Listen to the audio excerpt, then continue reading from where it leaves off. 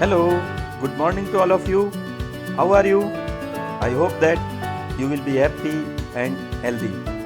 Welcome to my channel Economics for Everyone. And I am B.R. Meghwal, PGT Economics from KV2 Udaipur. It is truly said that success usually comes to those who are too busy to be looking for it. सफलता अक्सर उन लोगों को मिलती है जो सफलता की तलाश में बहुत ज़्यादा व्यस्त होते हैं. So let's start today's topic, income method of national income calculation. This topic is for class 12th in CBSE board, and after studying this topic you will be able to find out that which things will be added in national income and which will not be added, and you will also be able to calculate national income through the given numerical values. जैसा कि आपको previous class में बताया गया है कि national income का measurement करने के लिए हम 3 मेथड फॉलो करते हैं, जिसमें पहला मेथड है प्रोडक्ट मेथड, जिसको हम वैल्यू एडेड मेथड भी बोलते हैं, इनकम मेथड और एक्सपेंडिचर मेथड. तो आज हम इनकम मेथड के बारे में स्टडी करेंगे और प्रोडक्ट मेथड के बारे में हम अपने प्रीवियस क्लास में स्टडी कर चुके हैं. So first we should know about the steps of calculating national income by income method.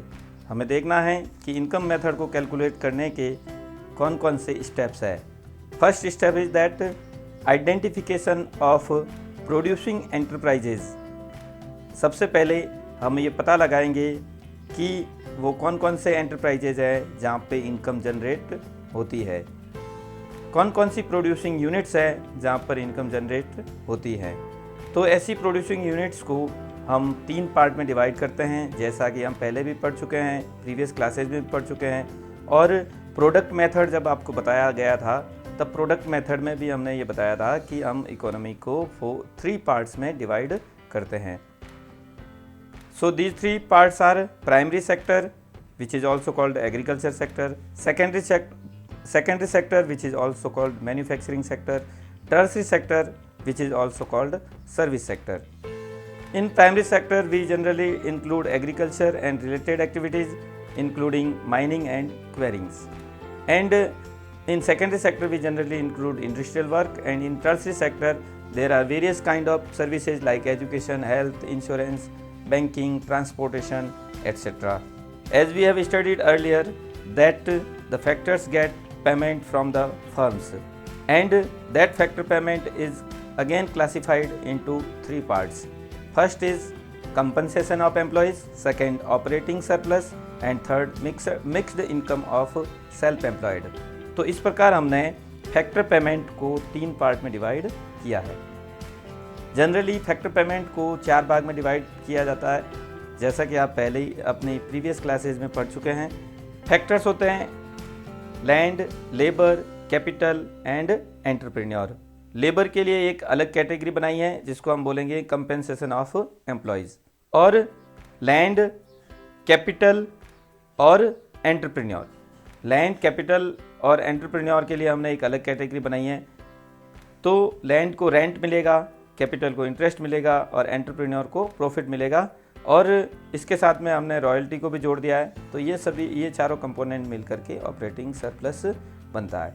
Generally हम एम्प्लॉय के लिए वेजेज वर्ड का इस्तेमाल करते हैं, labour will get wages, but now all kind of wages, that is cash and kind, both will be included here. That everything which the labour get by providing his services to firm. कोई भी labour firm को अपनी services provide करता है, उसके बदले में जो भी उसको मिलता है वो सब चीज़ें कंपनसेशन ऑफ एम्प्लॉयज़ में इंक्लूड होगी. जैसे फर्स्ट इसमें वेजेज इन कैश, मतलब जो मजदूरी मिलती है कैश अमाउंट के रूप में मिलती है, या अकाउंट में जमा होता है पैसे, या कैश उसको भुगतान किया जाता है. वेजेज इन काइंड मतलब कैश के अलावा दूसरी चीज़ के रूप में, किसी वस्तु के रूप में, गुड्स के रूप में अगर उसको पेमेंट मिलता है. जनरली हम देखते हैं एग्रीकल्चर सेक्टर में कई फार्मर्स ऐसे होते हैं जिनके पास कैश अवेलेबल नहीं होता है, तो वो अपने फूड ग्रेन्स के रूप में भी किसी को मजदूरी का भुगतान करते हैं. थर्ड पॉइंट है employers contribution to social security schemes. अब देखिए, अगर कोई एम्प्लॉय है, उसको सैलरी मिलती है और उस सैलरी के अलावा उसका एम्प्लॉयर मतलब उसको जॉब देने वाला उसके जीपीएफ अकाउंट में पैसे जमा करवाता है ताकि उसका फ्यूचर है वो सुरक्षित रहे, या फिर एनपीएस नेशनल पेंशन स्कीम में पैसे जमा करवाते हैं, तो वो एम्प्लॉयर का कंट्रीब्यूशन होगा सोशल सिक्योरिटी के लिए। तो उसको भी अलग से जोड़ेंगे, क्योंकि एम्प्लॉयर ने अपने एम्प्लॉय को कैश के रूप में वेजेज दे दी या थोड़ी बहुत काइंड के रूप में वेजेज दे दी। इसके अलावा उन्होंने जीपीएफ अकाउंट में पैसा जमा करवा दिया, जीपीएफ मतलब जनरल प्रोविडेंट फंड, या फिर उसके एनपीएस अकाउंट में पैसा जमा करवा दिया। थर्ड के बाद में फोर्थ पॉइंट आता है पेंशन आफ्टर रिटायरमेंट। अगर कोई एम्प्लॉय है, उसको रिटायरमेंट के बाद पेंशन मिलती है, तो वो भी कंपनसेशन ऑफ एम्प्लॉय है। लेकिन इसमें एक बात ध्यान रखने की है, ओल्ड एज पेंशन है।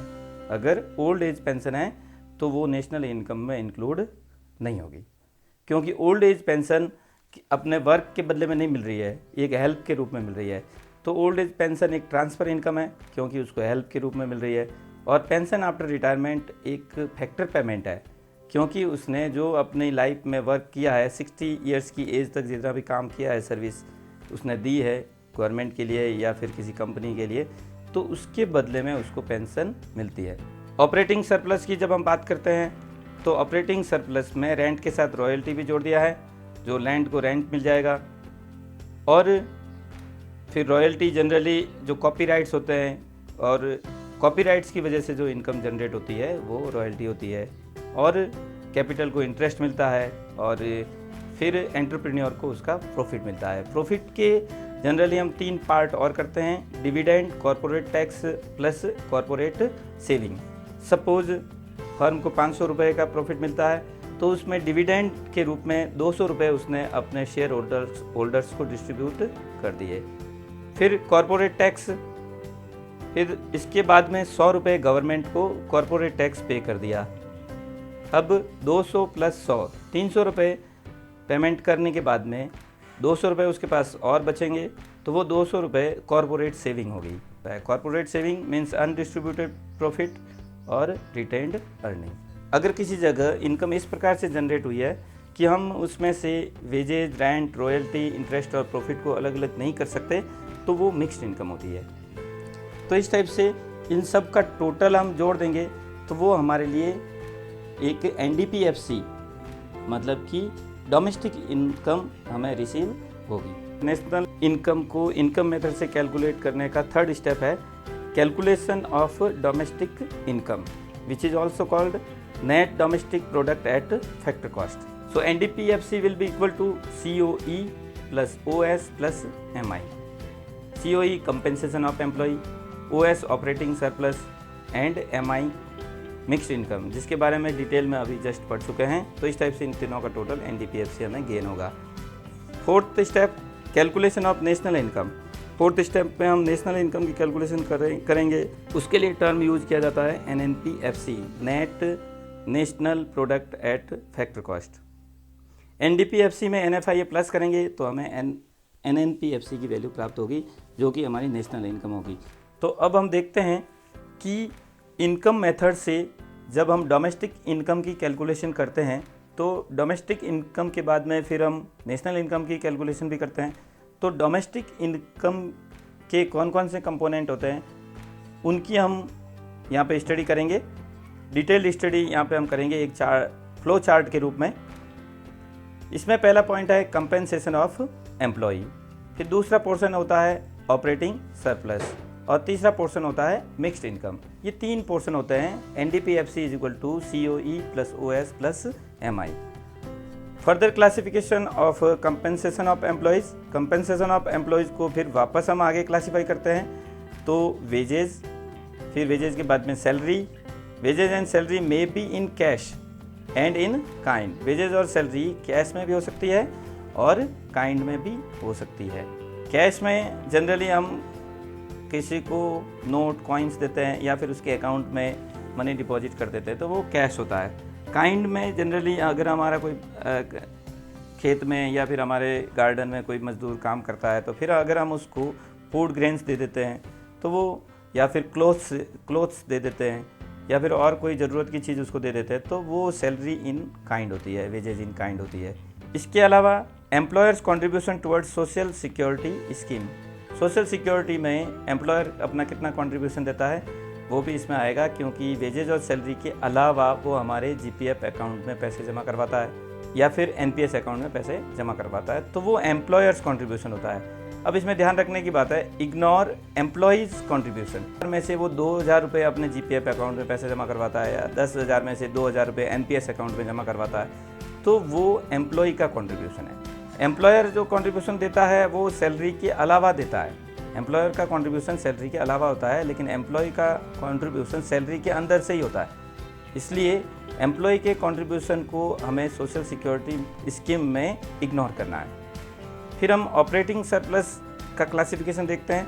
ऑपरेटिंग सरप्लस में 2 टाइप की इनकम होती है, income from property and income from entrepreneurship. Property से जो इनकम मिलती है, जैसे किसी के पास में बिल्डिंग है या लैंड है तो उसको रेंट मिलेगा, ये प्रॉपर्टी की इनकम हो गई। और किसी के पास कैपिटल है तो उसको इंटरेस्ट मिल जाएगा, उसको कॉपीराइट के रूप में उसको रॉयल्टी मिल जाएगी। तो ये तीनों चीज़ें हैं वो इनकम फ्रॉम प्रॉपर्टी है।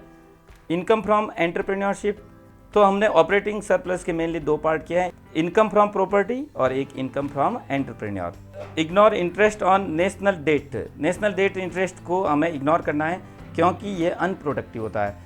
अनप्रोडक्टिव होने की वजह से नेशनल डेट की वैल्यू नेशनल इनकम में add, interest on national debt national income में ऐड नहीं होता है। तो जनरली जो सोसाइटी में रिच और पुअर का गैप होता है वो इस वजह से भी होता है, जैसा कि कार्ल मार्क्स ने बताया था कि सीओई को जो मिलने वाला पोर्शन है, वास्तव में जितना वो कंट्रीब्यूशन देता है उसकी तुलना में उसको वेजेज और सैलरी कम मिलती है। और प्रॉपर्टी जिसमें कोई व्यक्ति हार्ड वर्क भी नहीं करता, तो प्रॉपर्टी से जो इनकम होती है वो जनरली ज़्यादा हो जाती है। इस वजह से रिच व्यक्ति रिच बनता जाता है और पुअर व्यक्ति पुअर बनता जाता है, और रिच और पुअर के बीच में एक गैप बन जाता है। तो operating surplus day by day बढ़ता जाएगा और सीओई डे बाय डे कम होता जाएगा, तो इस वजह से इनके बीच में गैप बढ़ता जाएगा। तो इसका सॉल्यूशन ये है कि जो प्रोडक्शन होता है वो प्रोडक्शन का जो डिस्ट्रीब्यूशन होना है वो इक्वली होना चाहिए, जिसने जितना कंट्रीब्यूशन दिया उसके हिसाब से प्रोडक्शन का डिस्ट्रीब्यूशन होना चाहिए। प्रॉफिट के 3 पार्ट किए गए हैं। डिस्ट्रीब्यूटेड प्रॉफिट जो होता है वो डिविडेंड्स होते हैं, कि जो शेयर होल्डर्स है, शेयर होल्डर्स को प्रॉफिट का कुछ पार्ट दिया जाता है, तो वो डिस्ट्रीब्यूटेड प्रॉफिट हो गया। अनडिस्ट्रीब्यूटेड प्रॉफिट या रिटेन्ड अर्निंग जो होती है, जो फर्म के पास में रहती है, undistributed profit retained earning firm के पास रहती है। और कॉरपोरेशन टैक्स है वो गवर्नमेंट को पे किया जाता है।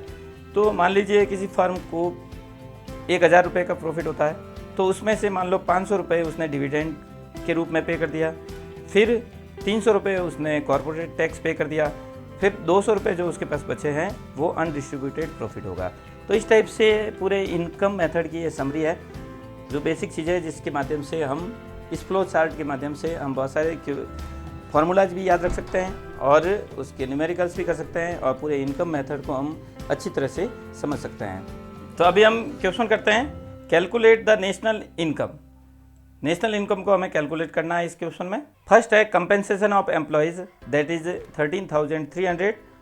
फिर wages in kind, that is 200। After that indirect taxes, that is 3,800। Gross capital formation, that is 6,200। Operating surplus, that is 5,000। Mixed income, that is 16,100। Net factor income from abroad, that is 300। And net export, that is -100। So now we will solve this question. Given values right side में दी हुई है, तो उसके according हम question solve करेंगे। Income method से जब हम नेशनल इनकम की कैलकुलेशन करते हैं तो फर्स्ट फार्मूला जो आपको याद रखना है, NDPFC is equal to COE plus OS plus MI। ये बेसिक फार्मूला है इनकम मेथड का। अब इसमें आपको NDPFC की वैल्यू कैलकुलेट करनी है। नेशनल इनकम के लिए पूछा गया है प्रश्न में, जबकि नेशनल इनकम के लिए कंपोनेंट होता है NNPFC।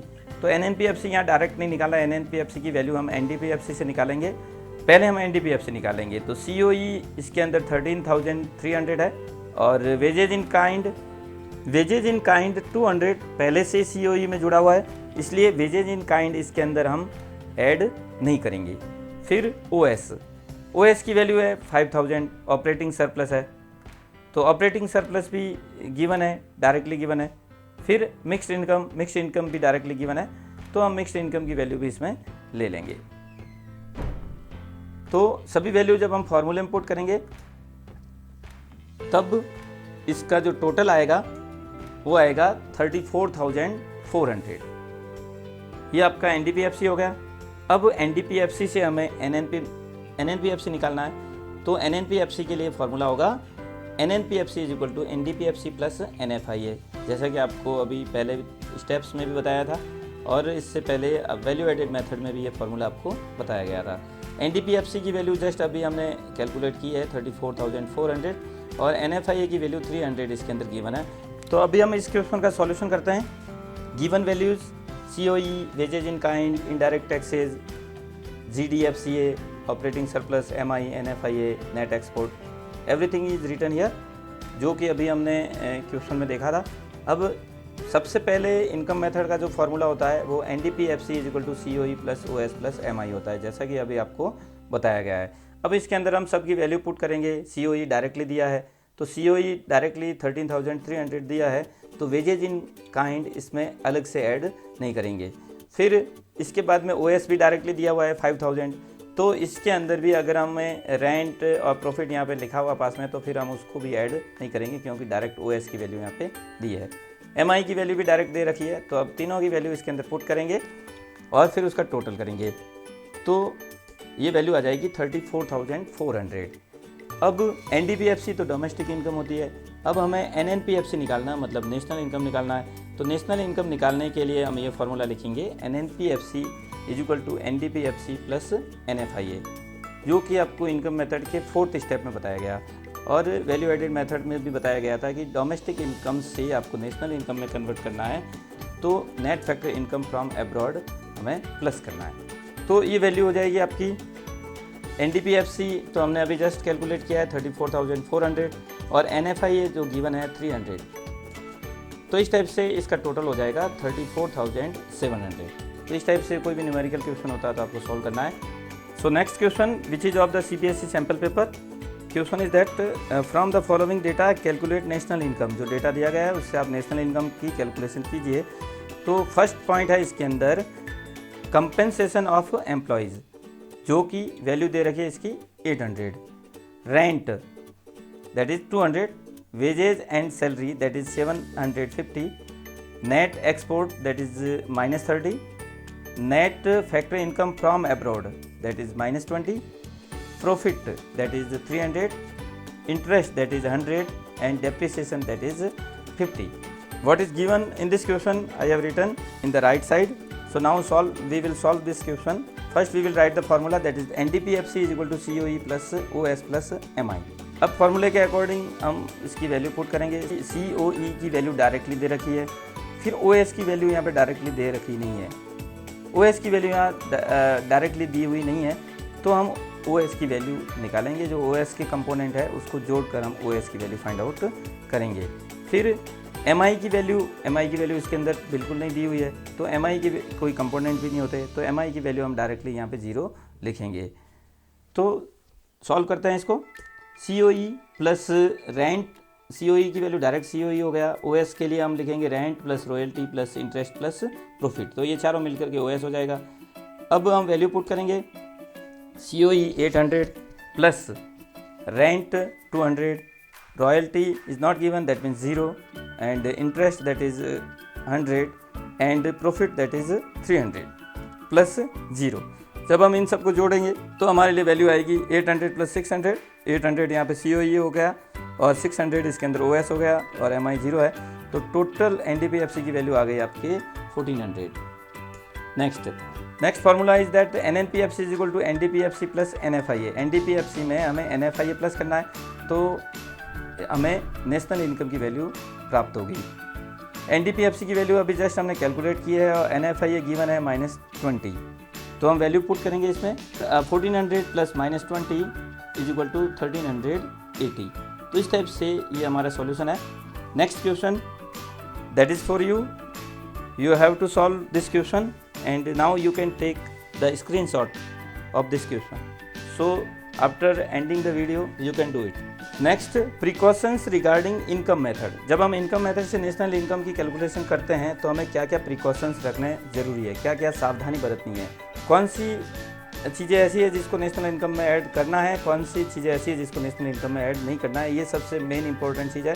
और जनरली CBSE बोर्ड में ये क्वेश्चन पूछा जाता है कि which things will be included and which is not be included in the national income. और फिर आपको उसके बारे में रीज़न भी बताना होता है कि इसका रीज़न इंक्लूड होने का क्या है, इंक्लूड अगर नहीं होता है तो इसका रीज़न क्या है। तो फर्स्ट पॉइंट है ट्रांसफ़र इनकम। ट्रांसफ़र इनकम क्या होता है, पहले आपके प्रीवियस क्लास में आपको बताया गया ट्रांसफ़र इनकम और फैक्टर इनकम। फैक्टर इनकम कोई भी फैक्टर्स है वो जब सर्विस प्रोवाइड करता है फर्म को, पेमेंट मिलता है तो वो फैक्टर इनकम होती है। और ट्रांसफ़र इनकम वो होती है जब कि कोई व्यक्ति या कोई हाउस होल्ड किसी को कोई सर्विस प्रोवाइड नहीं करता है, उसको हेल्प के रूप में कुछ मिलता है।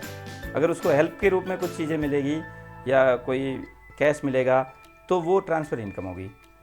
जनरली जैसे हम किसी को गिफ्ट देते हैं या डोनेशन देते हैं, ग्रांट्स देते हैं, ओल्ड एज की पेंशन गवर्नमेंट के द्वारा दी जाती है, तो ये सब ट्रांसफ़र इनकम होती है। This should not be included in national income. जब नेशनल इनकम की कैलकुलेशन करते हैं तो ट्रांसफ़र इनकम को ऐड नहीं करते हैं, क्योंकि इसके लिए जो व्यक्ति ट्रांसफ़र इनकम को प्राप्त करता है उसने किसी प्रकार की कोई सर्विस प्रोवाइड नहीं की है, उसको फ्री ऑफ कॉस्ट मिला है। तो फ्री ऑफ कॉस्ट कोई भी चीज़ मिल रही है तो फिर वो उसमें नेशनल इनकम में ऐड नहीं करना है, क्योंकि कोई इनकम तो वहाँ पे कोई प्रोडक्शन तो जनरेट हुआ नहीं है। तो जब प्रोडक्शन जनरेट ही नहीं हुआ तो फिर उसको नेशनल इनकम में कैलकुलेट करने की ज़रूरत नहीं है, because these are not part of the factor income. That is the examples are gift, donation, grants, old age pension, help provided at the time of natural calamities. Suppose कहीं flood आ जाता है या फिर अर्थक्वेक आ जाता है तो फिर उसमें कुछ हेल्प गवर्नमेंट प्रोवाइड करती है, तो फिर वो उस व्यक्ति की इनकम फैक्टर इनकम नहीं होती है, वो ट्रांसफ़र इनकम होती है और ऐसी इनकम को हम नेशनल इनकम में ऐड नहीं करेंगे। फिर आगे दूसरा पॉइंट है इनकम फ्रॉम इलीगल एक्टिविटीज़। अगर आपको इलीगल एक्टिविटीज़ से कोई इनकम होती है तो उसको भी हम नेशनल इनकम में ऐड नहीं करेंगे, क्योंकि लीगल सोर्सेज जो इनकम होगी वही नेशनल इनकम में ऐड होगी। It is not included in national income because these activities are not part of productive activities। तो ये एक्टिविटीज़ जो इलीगल एक्टिविटीज़ होती है वो प्रोडक्टिव एक्टिविटीज़ नहीं होती है, उसमें कोई नया प्रोडक्शन होता नहीं।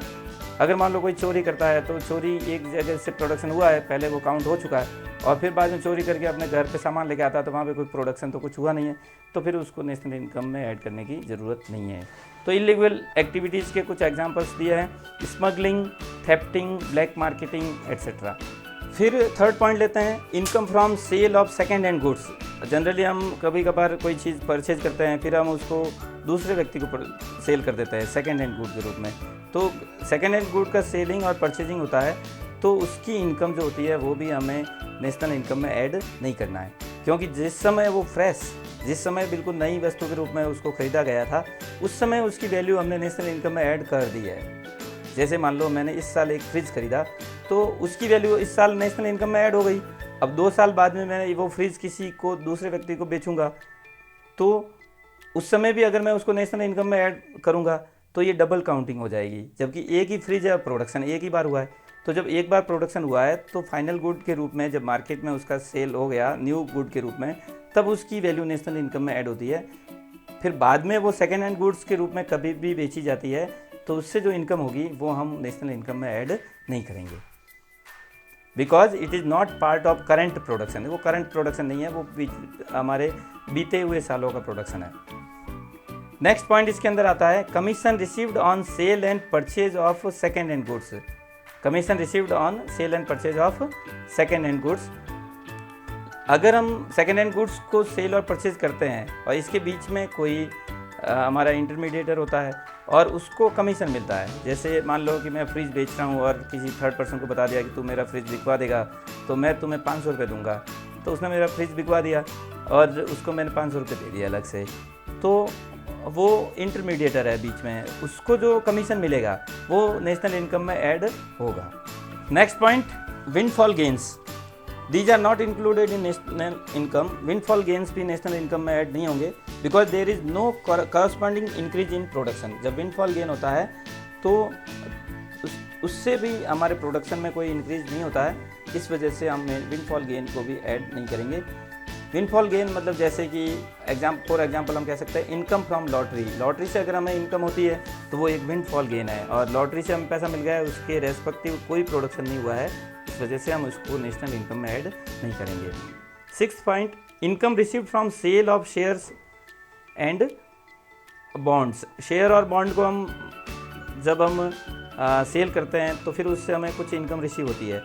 It should not be included in national income. इनको नेशनल इनकम में ऐड नहीं करना चाहिए, because they are financial transactions. ये सिर्फ फाइनेंशियल ट्रांजेक्शंस है। मान लो मेरे पास शेयर या बॉन्ड है, मैंने आपको सेल कर दिया, आपने किसी और को सेल कर दिया, तो सिर्फ फाइनेंशियल ट्रांजेक्शन होते हैं। इसके अगेंस्ट किसी प्रकार का कोई प्रोडक्शन नहीं हो रहा है। एक बार कंपनी ने अपने शेयर बेचे और उससे उसको मनी रिसीविंग हो गई और इन्वेस्टमेंट कर दिया, तो इसके बाद में जिसके पास, जो व्यक्ति शेयर होल्डर है, वो कई बार इधर उधर बेचता रहेगा एक व्यक्ति से दूसरे व्यक्ति के पास में, तो फिर हम उसको नेशनल इनकम में ऐड नहीं कर सकते, क्योंकि सिर्फ पेपर का वहाँ पे ट्रांजैक्शंस हो रहा है, पेपर इधर उधर हो रहे हैं, और 10 बार पेपर इधर उधर हो रहे हैं तो 10 गुना कोई प्रोडक्शन नहीं हो रहा वहाँ पे। इस वजह से हम शेयर और बॉन्ड का सेल और परचेजिंग होती है, तब हम उसको नेशनल इनकम में ऐड नहीं करेंगे। Next point number 7, brokerage received from sale of share और bond will be included in national income. मान लो मेरे पास शेयर बॉन्ड है और उसको मैं सेल करना चाहता हूँ, तो मेरे पास में कोई इंटरमीडियरीज है, उसके माध्यम से मैं सेल करता हूँ और आप उसको परचेज करते हैं। जिस व्यक्ति ने मेरे शेयर और बॉन्ड सेल करवाए उसको मैं कुछ कमीशन देता हूँ, तो वो होता है ब्रोकरेज। तो ब्रोकरेज वो उसकी इनकम है, उसका इनकम का एक सोर्स है। इस वजह से वो एक प्रकार की उसकी सर्विस है, और उस सर्विस की वजह से वो उस ब्रोकरेज के रूप में उसको जो कमीशन मिलता है, उस कमीशन को हम नेशनल इनकम में ऐड करेंगे। Death duties, wealth tax, gift tax, ये कुछ टैक्सेस के नाम है जो जनरली पब्लिक के ऊपर लगाए जाते हैं। They are not included in national income because they are paid out of past saving. अगर हम पास्ट सेविंग के आधार पर, हमारी एक्यूमुलेटेड सेविंग्स होती है, हमारी पुरानी सेविंग्स होती है, उसके आधार पर अगर हम कोई टैक्स हम पे कर रहे हैं, हमारा वेल्थ टैक्स हमारे ऊपर लग रहा है, तो वो नेशनल इनकम में ऐड नहीं होगा, क्योंकि उसमें कोई प्रोडक्टिव एक्टिविटी नहीं हुई है। सिर्फ प्रॉपर्टी पहले से रखी हुई है, उस प्रॉपर्टी के ऊपर हमारा टैक्स लग रहा है, तो उसमें कोई नई इनकम जनरेट नहीं हुई है और ना ही कोई प्रोडक्टिव एक्टिविटी हुई है। तो मेन चीज़ इसमें समझना है, जहाँ पर प्रोडक्टिव एक्टिविटी होती है तब वो इनकम का, नेशनल इनकम का पार्ट बन जाता है, और अगर अनप्रोडक्टिव एक्टिविटी हो रही है तो फिर वो नेशनल इनकम का पार्ट नहीं बनेगा। प्रोडक्टिव एक्टिविटी करने के बाद में आपको कुछ रिसीविंग होती है तो वो एक नेशनल इनकम का पार्ट है, लेकिन अगर आपको हेल्प के रूप में कुछ मिल रहा है तो वो आपका नेशनल इनकम का पार्ट नहीं है। फिर और भी कुछ प्रिकॉशंस है जिसको जानना ज़रूरी है। जनरली इन प्रिकॉशन से रिलेटेड बोर्ड एग्जाम में क्वेश्चन पूछे जाते हैं कि किस चीज़ को हमें नेशनल इनकम में इंक्लूड करना है और किस चीज़ को नेशनल इनकम में इंक्लूड नहीं करना। तो ये सब पॉइंट हम अच्छी तरह से पढ़ेंगे, समझेंगे, तभी हम ये क्वेश्चन ठीक से कर पाएंगे। Point number 9, imputed rent of owner occupied house is included as it is a component of factor income. Suppose you are living in your own house, so the value of imputed rent, कि अगर आप किसी व्यक्ति को वो मकान rent पे देते तो आपको कितना रेंट देता, उतना रेंट आप इम्प्यूट करोगे, मतलब एस्टिमेट करोगे, मानोगे उसको, और फिर उसको नेशनल इनकम में इतना रेंट ऐड किया हुआ माना जाएगा। क्योंकि अगर मकान बनाया हुआ है या फिर, तो उसके ऊपर जो रेंट मिलता है किसी मकान के ऊपर या फिर किसी और बिल्डिंग के ऊपर जो फर्म जनरली यूज़ करती है, तो बिल्डिंग के अगर हमें रेंट मिल रहा है तो वो एक प्रकार से फैक्टर इनकम है, और फैक्टर इनकम हमेशा नेशनल इनकम में जुड़ती है। Point number 10, production of goods for self consumption will be included as it generates income. अगर मान लो सेल्फ कंजम्पशन के लिए हम गुड्स प्रोड्यूस करते हैं तो भी वो नेशनल इनकम में ऐड होगी, क्योंकि वहाँ पे इनकम जनरेट हो रही है, नया प्रोडक्शन हो रहा है। इस वजह से भले ही हम उसको यूज़ कर रहे हो, मार्केट में सेल करके पैसा नहीं कमा रहे हो, लेकिन अगर हम उसको नेशनल इनकम में ऐड नहीं करेंगे तो फिर एक प्रकार से हमने जो प्रोडक्शन किया है उसकी काउंटिंग से पीछे रह जाएगा। अगर हम सेल्फ कंजम्पशन के लिए हमने सेल्फ कंजम्पशन के लिए जो गुड्स का प्रोडक्शन किया है उसको हमें नेशनल इनकम में ऐड करना होगा, क्योंकि अगर हम जो प्रोडक्शन हम खुद इस्तेमाल कर रहे हैं अगर हम प्रोड्यूस नहीं करते तो हमें मार्केट से परचेज करना पड़ता, और मार्केट से परचेज करते तो हमें उसके पैसे भी देने पड़ते, भुगतान करना पड़ता। और जब हमने ही उसको प्रोड्यूस किया है, हम ही उसको यूज़ कर रहे हैं, तो हमें उसके परचेजिंग के पैसे नहीं देने पड़ रहे। तो एक प्रकार से वो प्रोडक्शन वहाँ पे हुआ है और इनकम वहाँ पे जनरेट हुई है, भले ही हम उसका कंजम्पशन स्वयं करें, सेल्फ कंजम्पशन हो, लेकिन वो नेशनल इनकम में ऐड होगा। तो इस टाइप के पॉइंट्स आपको याद रखना है। Production of services for self consumption, consumption के लिए, सेल्फ कंजम्पशन के लिए हम सर्विस प्रोड्यूस करते हैं। जैसे एक टीचर है वो सर्विस प्रोवाइड करता है स्कूल में, और डॉक्टर सर्विस प्रोवाइड करता है हॉस्पिटल में, लेकिन वो अपने घर पे भी, जैसे कोई टीचर अपने बच्चों को पढ़ाता है तो वो अपने घर पे यूज़ की गई सर्विसेज है, सेल्फ कंजम्पशन सर्विस है ये। इसी टाइप से कोई डॉक्टर है, वो डॉक्टर अपने फैमिली मेंबर्स को अगर कभी उसके फैमिली मेंबर्स कभी बीमार पड़ते हैं तो उसको देखता है, तो वो भी एक सर्विसेज का सेल्फ कंजम्पशन है। तो सर्विसेज हमें घर पे, हमारी फैमिली में कई प्रकार की सर्विसेज मिलती है, उन सर्विसेज की कैलकुलेशन करना मुश्किल होता है। कि एक हाउसवाइफ होती है, वो घर पे काम करती है, तो वो कितना काम करती है उसका कैलकुलेशन मुश्किल है। एक टीचर अपने बच्चों को कितना पढ़ाता है उसकी कैलकुलेशन मुश्किल है। इसी टाइप से जो भी सर्विस होल्डर है, जो भी सर्विस प्रोवाइडर है, वो अपने फैमिली मेम्बर्स को कितनी सर्विस प्रोवाइड करता है, इसकी कैलकुलेशन इकोनॉमी में मुश्किल होती है। इस वजह से ये जनरली ये किया जाता है कि सर्विसेज को हम नेशनल इनकम में ऐड नहीं, हम उन सर्विसेज को नेशनल इनकम में ऐड नहीं करते जो सर्विसेज सेल्फ कंजम्पशन के लिए होती है। Next question, giving reason explain how should we following.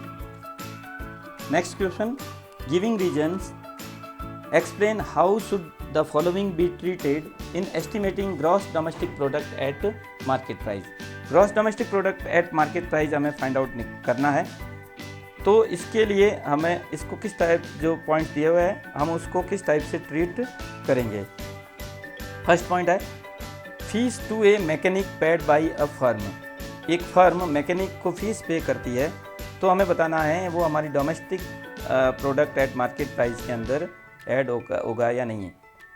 तो इसका आंसर होगा कि यह ऐड नहीं होगा, it will not be added, because fees paid to a mechanic is intermediate cost. It is the intermediate cost of the firm, so it will not be added in the domestic product at market price. Next, interest paid by an individual on a car. Interest paid by an individual on a car loan taken from a bank. एक bank से car loan लिया गया है, उस पर individual जो interest पे करता है वो भी नेशनल इनकम में ऐड नहीं होगा, क्योंकि जो कार लोन लिया गया है वो इंडिविजुअल के लिए लिया गया है, इसलिए वो प्रोडक्टिव नहीं है। अगर प्रोडक्टिव लोन होता है, प्रोडक्टिव लोन के ऊपर जो इंटरेस्ट मिलता है तो उसको हम नेशनल इनकम में ऐड करते हैं, लेकिन यहाँ पे अनप्रोडक्टिव लोन लिया गया है और उसके ऊपर इंटरेस्ट पे किया जाता है, तो वो नेशनल इनकम में ऐड नहीं होगा। Next, expenditure on purchasing a car for use by a firm. अब एक फर्म कार को यूज़ करती है, वो प्रोडक्टिव प्रोसेस में यूज़ करती है, फर्म के प्रोडक्शन में उस कार का सपोर्ट मिलेगा, तो वो एक प्रोडक्टिव एक्टिविटी वहाँ पे हो रही है। थर्ड पॉइंट में हम देखेंगे कि expenditure on purchasing a car for use by a firm will be added in the GDP MP। So now we will do some MCQs।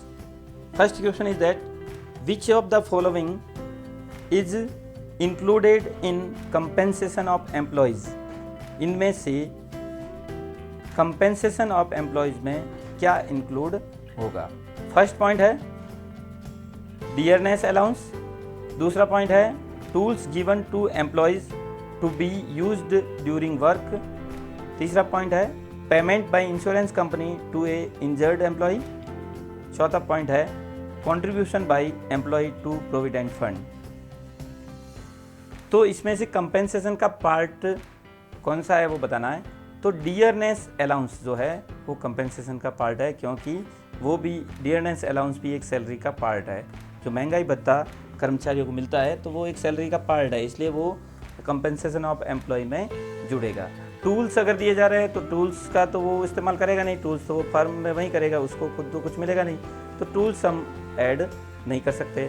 Payment by insurance company, insurance company पे कर रही है जिसके लिए उसने कई इंस्टॉलमेंट भी दी है, तो उसका कोई फर्म से लेना देना नहीं है, तो ये भी हमारा इसमें कंपेंसेशन ऑफ एम्प्लॉय में नहीं जुड़ेगा। Contribution by employee provident fund, employee खुद अपनी सैलरी में से कुछ पैसा जीपीएफ में जमा करवाता है या एनपीएस में पैसा एक्स्ट्रा जमा करवाता है, तो फिर वो कंपेंसेशन ऑफ एम्प्लॉय का पार्ट नहीं है, वो सीओई का पार्ट नहीं है। तो इसके अंदर सही ऑप्शन होगा ए। फिर GDP MP is next question है, GDP MP is equal to ₹1000 and subsidy is equal to ₹50 and GDPFC we are to find out. तो जीडीपीएफसी फाइंड आउट करना है, जीडीपीएमपी गिवन है, तो जीडीपीएमपी में से हमें एनआईटी माइनस करना है। जीडीपीएमपी में से हम एनआईटी माइनस करेंगे तो हमारी जो वैल्यू आएगी वो इसका सही आंसर होगी। अब देखिए एनआईटी क्या होता है, एनआईटी होता है indirect tax minus subsidy, NIT होता है indirect tax minus subsidy. Indirect tax यहाँ पे 0 दे रखा है, तो 0 - 50, तो एनआईटी की वैल्यू कितनी हो गई, एनआईटी की वैल्यू हो गई -50 और जीडीपी की एमपी की वैल्यू है 1000। तो हमें क्या करना है, फॉर्मूला लिखना है GDPFC is equal to GDPMP minus NIT. GDPMP की वैल्यू 1000 माइनस और फिर ब्रैकेट में -50 और मैथमेटिकली ये माइनस माइनस प्लस हो जाएगा, तो ये हो जाएगा 1000 + 50 is equal to 1050। So the right answer is A, right answer is A, that is 1050। Now question number 3, which of the following is not a part of profit. अब profit का part इसके अंदर कौन सा नहीं है, corporate tax, dividend, retained earning and royalty.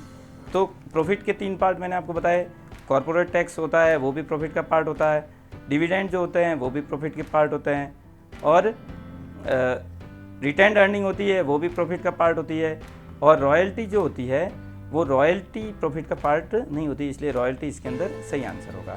Next question number 4, income method. Income method is also known as, income method को हम और किस नाम से जानते हैं, distributive share method, income disposable method, industrial origin method, none of these. तो इसका सही उत्तर होगा डिस्ट्रीब्यूटिव शेयर, इसका सही उत्तर होगा डिस्ट्रीब्यूटिव शेयर मेथड, क्योंकि इनकम मेथड में हम फैक्टर्स को इनकम डिस्ट्रीब्यूट करते हैं, फैक्टर को उसके कंट्रीब्यूशन के अकॉर्डिंग उसका शेयर हम डिस्ट्रीब्यूट करते हैं, इसलिए ये इसका दूसरा नाम हो गया distributive share method.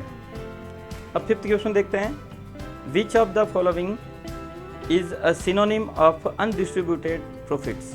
Undistributed profit का सिनोनिम कौन सा है, उससे मिलता जुलता नाम कौन सा है। तो अनडिस्ट्रीब्यूटेड प्रॉफिट जो होता है उसके कई नाम है, मैंने आपको पहले बताए हैं, saving of private sector, saving of private corporate sector, option B है reserves and surplus, option C retained earnings और option D all of these. तो हम देख रहे हैं ऑप्शन ए, बी और सी तीनों ही अनडिस्ट्रीब्यूटेड प्रॉफिट के सिनोनिम्स है, तो ऑल ऑफ दीज इसके अंदर सही आंसर होगा। 6th, the value of intermediate consumption will B. Intermediate consumption IC की वैल्यू आपको फाइंड आउट करनी है। If purchase of raw material is, raw material हमने परचेज किया 1200 रुपये का, एक्सपोर्ट जो हमने किया वो 600 का है और इम्पोर्ट जो किया है वो 200 का है। तो इंटरमीडिएट कंजम्पशन में क्या आता है, रॉ मटेरियल आता है, एक्सपोर्ट तो प्रोडक्शन का किया जाता है, एक्सपोर्ट तो कभी आता ही नहीं है, और इम्पोर्ट भी तब आता है जब यहाँ पे परचेजिंग फ्रॉम डोमेस्टिक मार्केट, ये होता है purchasing of raw material from domestic market. तो हम कहते हैं कि भाई 1200 रुपये डोमेस्टिक मार्केट से परचेज किया और 200 रुपया का सामान है वो इम्पोर्ट किया, लेकिन यहाँ पे ऐसा नहीं है, यहाँ पे दिया डायरेक्टली रॉ मटेरियल की वैल्यू दी गई है, परचेजिंग किया रॉ मटेरियल हमने 1200 रुपये का टोटल है ये, ये डोमेस्टिक मार्केट यहाँ नहीं लिखा हुआ है, मतलब उसने रॉ मटेरियल की परचेजिंग कितने रुपए की की 1200 रुपये की। तो रॉ मटेरियल की टोटल परचेजिंग है, इसके अंदर फॉरेन का भी जितना भी हो जुड़ा हुआ है और डोमेस्टिक मार्केट का भी जुड़ा हुआ है। तो यही हमारा इंटरमीडिएट कंजम्पशन है। और तो इसका आंसर भी सही क्या हो जाएगा? Option A. ऑप्शन ए इसका सही आंसर होगा। Next, which one is included in national income? National income में क्या ऐड होगा? Winning from lottery. लॉटरी से जो हमें इनकम मिलती है वो विंडफॉल गेन होता है, तो विंडफॉल गेन नेशनल इनकम में ऐड नहीं होता है। मिल्क परचेज बाय ये डेयरी शॉप अगर मिल्क परचेज करती है तो वो आगे उसके और प्रोडक्ट बनाएगी, कंजम्पशन के लिए यूज़ तो करती नहीं है डेयरी उससे फिर आगे घी बनाएगी, बटर बनाएगी, ये प्रोसेसिंग करके मिल्क आगे सेल करेगी। तो ये इंटरमीडिएट गुड हो गई। डेयरी शॉप के द्वारा परचेज किया गया मिल्क क्या हो गया? इंटरमीडिएट गुड हो गया। National debt interest, national debt जो होता है वो अनप्रोडक्टिव होता है और उसके ऊपर जो इंटरेस्ट मिलेगा वो हमारे नेशनल इनकम में ऐड नहीं होता है, वो हमारी नेशनल इनकम में ऐड नहीं होता है नेशनल डेट इंटरेस्ट, क्योंकि वो अनप्रोडक्टिव होता है। तो इसका सही आंसर होगा नन ऑफ दीज। फिर 8th क्वेश्चन है।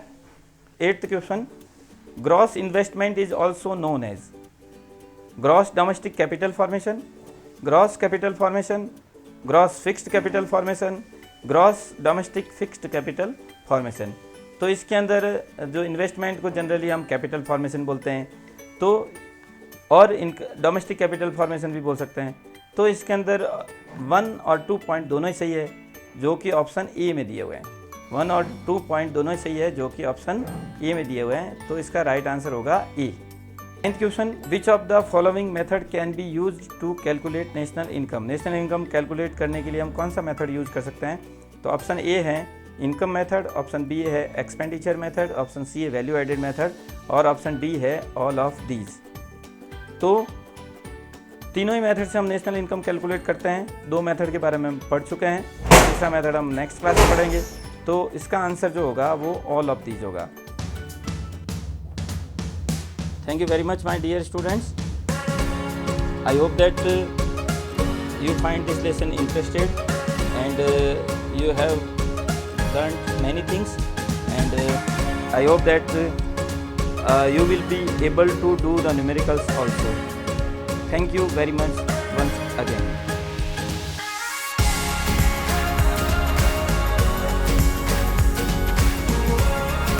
अगर आपको ये वीडियो पसंद आया हो तो कृपया इसे सब्सक्राइब करें, लाइक करें और अपने दोस्तों के साथ शेयर करें ताकि इस वीडियो का बेनिफिट और लोगों को मिल सके। तो once again thank you very much for watching my channel economics for everyone.